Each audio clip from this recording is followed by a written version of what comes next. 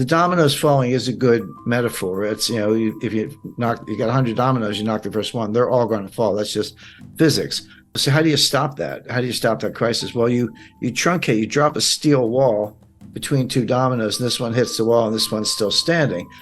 But that's the bailout. The problem is each crisis tends to get bigger than the one before, which means each bailout gets bigger than the one before. My question, are we now at the point where the needed bailout is bigger than the capacity of the central banks, that they've pulled all the rabbits out of a hat, played all their cards? And again, this goes back to what I did say about the Silicon Valley Bank rescue. It is the biggest bailout in history, and I can explain why. But if that's the case, what else do they have? Jim Rickards said that this is the biggest bailout in history. 97% of the Silicon Valley Bank deposit is uninsured. That's really scary, but it is the reality just a couple months back. Many big companies such as eBay and Roku had their deposit in the bank. And also small startups with just 100 employees with $5 million working capital. What happens when the bank can't meet its obligation because they don't have the money? Well, there will be a bank run. Started with one guy named Peter Thiel who tweeted on Twitter, and boom. You got yourself a bank run. Back in the days, people would wait in line and crammed in the bank just to get their money back, but now we can move billions of dollars just with our iPhone. And Jim said that the next crisis will be in the dollar itself because people will lose confidence in it, so we can't bail out the dollar with the dollar itself. So what should we do? Let's hear more from Jim. So now we're dangerously close to the point where, as the crisis gets worse, it's no longer, oh, gee, let's wait for the Fed to bail it out, or let's wait for the ECB to bail it out. You get to the point, I think we're there, where you say, no, these guys actually can't stop it. And you lose confidence in the currency itself. It's the dollar. The crisis is the dollar itself, and the euro, goes along with that. And then that's the crisis. And there's no way to bail out a dollar crisis with dollars, because you're just pumping more of what people have lost confidence in. And then, then where do you go? And there are good answers to that. We've seen it again. We've seen it all before. This is big. It's not over. The regulators will attempt more bailouts, but we're at the point where I think you can start to question the regulators themselves. Let's go back to Brazil, Mexico, Argentina, the Latin American debt crisis, broadly defined of the early 1980s. That played out, the intense phase lasted about 3 years, 82, 83, 84. It wasn't until 1990 that we got around to Brady bonds, which were the ultimate refinancing technique. But the intense period lasted about 3 years. Come forward to 1998, long-term capital management. That was about 3 months. That was July, August, September 1998. SVB was 3 days or less. It was like Wednesday, Thursday, Friday, and done. And I talked to a guy. I know no reason to mention names, but runs one of the largest endowments in the world. And he said, Jim, we were moving $8 billion out of Silicon Valley Bank, and we got the wire transfer request in, but we didn't know, because you get to close business Thursday. We didn't know until Sunday that the money was going to move. We got a confirmation on Monday. We did end up moving the money, but there was about a 48-hour period there from Friday to Sunday when no one knew that the wires had been completed. The recipients didn't have them. It was just in limbo, and it worked out. One of the big crypto promoters, they had $3 billion in Silicon Valley Bank. And they talked about, all these small entrepreneurs and startups, they got 100 employees and $5 million in working capital, and that money's gone and they're all going to fail. There was something to that. But the fact is, you had Roku, Cisco, eBay. I mean, there were huge companies with multi-billion-dollar deposits in that bank. It wasn't all a bunch of little guys. So, but yeah, you can. In the old days, you had to line up around the block, and maybe it was raining. You're standing there in the rain, waiting for your turn to get up to the tower. Now you can be in line at McDonald's, with your cell phone, and just a couple hits, QR code, and boom, $10 million is gone. And what Peter Thiel did, and he was right. I mean, I'm not criticizing him. He got his own money up, but he sent out like an SOS to Silicon Valley. He said, all of you, whoever you are, get your money out now.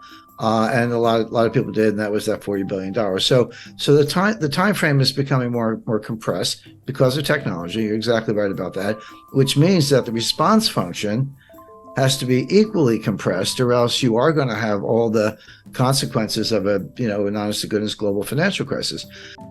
Imagine you're a small business with a working capital of over $250,000. And then some weird thing happened and you can't get your money out of your bank. Let's imagine this frightening scenario happened. What is the most likely to happen is, your money might be gone. It's not frozen or suspended, it's gone. And it's not just in theory, it's already happened. You can hear it directly from Jim Rickards himself. And I'm not sure if everyone knows the sequence, but on Friday night, March 10th, the FDIC took over Silicon Valley Bank. And they issued a press release. And they said, here's what we're doing. We're taking over. We're putting it into what's called a receivership. Anyone with $250,000 or less, your deposits are fully insured. No worries. You'll have your money Monday morning. And over $250,000, your deposits are gone. They didn't say frozen. They didn't say suspended. They said gone. And they gave you a receivership certificate, basically an unsecured printed up IOU from the FDIC, but not money.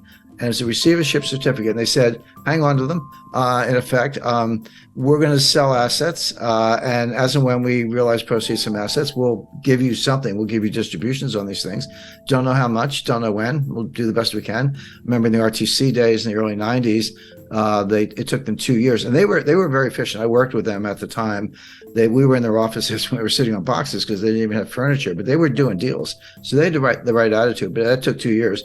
So, and that was it. Well, that's when I call the billionaire crybabies came out in force. Bill Ackman, all these guys. Oh, you got to save us. I was like, well, you got to trade on Bill. $5 billion is not enough. But anyway, they pounded on the White House all weekend. Now here's something that very few people, almost nobody knew at the time, except the management, although they seemed to be asleep at the switch. Everyone's like, yeah, startups, venture capital. And there's a lot of truth to that. 97% of the deposits of Silicon Valley Bank were uninsured. And by the way, that's my new metric for assessing banks. You used to look at, working capital and debt equity ratios and, bad assets, governments. There are lots of ways to measure the health of a bank. But the most relevant way right now is, and this is publicly available, take the ratio of uninsured deposits to total deposits. 30% is comfortable. If you're like, 70% of my deposits are insured, which means they're not panicky. They're not necessarily going to run for the hills. 30%, okay, uninsured, but I have assets. I have that much cash or more. That's a comfortable ratio. When you get over 50, you're in the danger zone. Well, Silicon Valley Bank was 97% uninsured, which meant all the money was going to run, and it did. So that's a way, if you're looking at these big banks or any institution or your own savings institution, to look at it. We're not getting political here, but anything that go woke will go broke. SVB invested a lot of their customers' money, well maybe 97% of them, into what Jim Rickards called a green new scam projects, like investing in wind turbines, new battery technologies, electric cars, etc. The point is there's a lot of government subsidies and corruption in the so-called ESG investing. And your money is in a high-risk position if your bank is invested in these projects. But Silicon Valley Bank was a climate bank.